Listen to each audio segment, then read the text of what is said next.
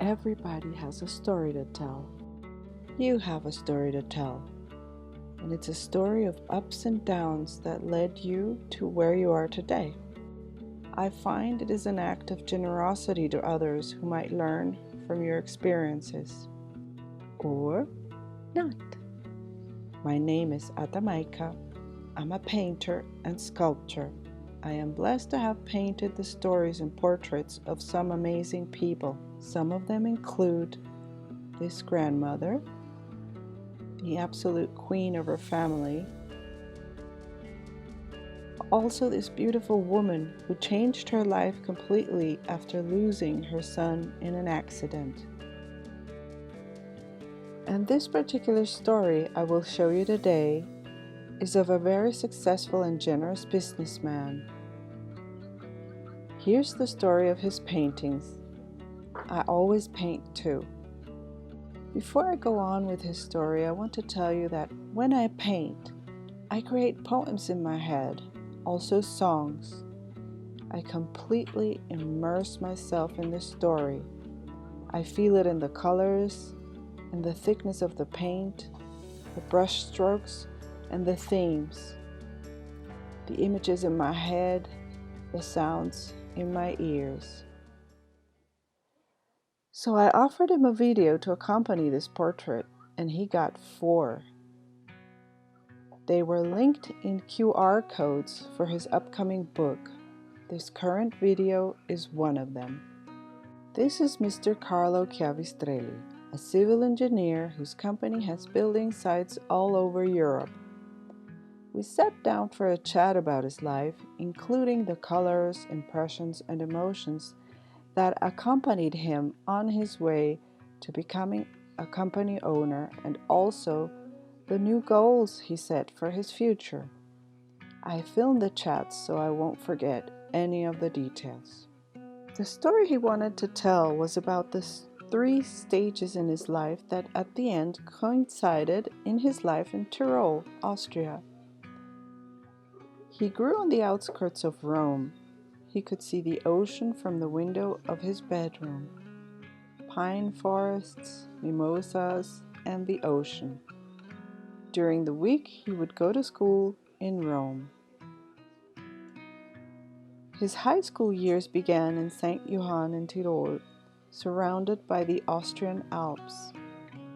Nostalgia for Rome and being an outsider tainted the beauty of the region during these years. After finishing high school, he moved to Innsbruck to study civil engineering. But things just got perfect when he got to live in Vienna.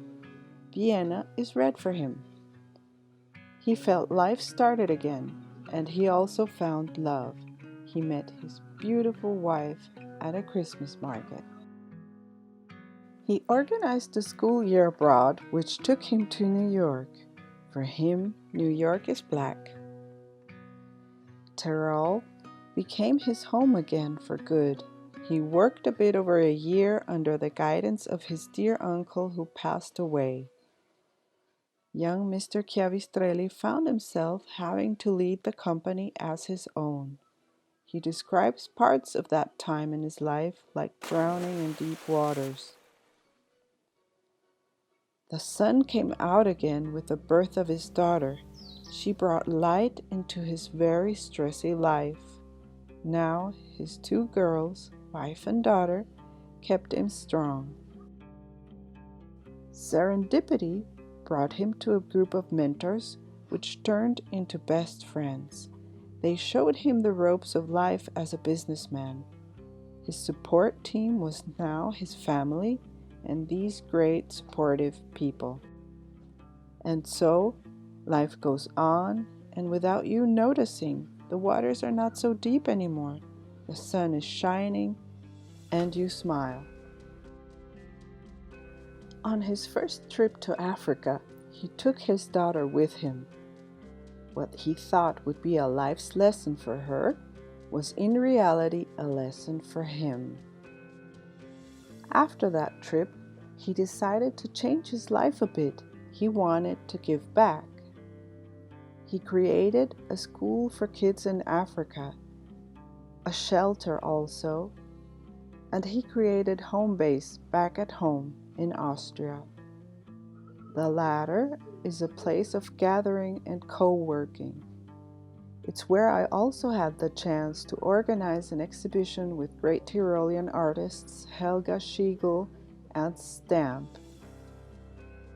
You know, and this is my personal opinion here, what I liked most about this story was the fact that someone can achieve so much and it still isn't enough. It's refreshing and restores my hope on this planet to see how his necessity to give back has taken form and is expanding. By their fruits ye shall know them. He gave of his laurels for others to grow. Under a Roman arch, his Roman heritage, standing in front of the Tyrolean Alps. Togetherness is his inspiration, goal, and a work in progress.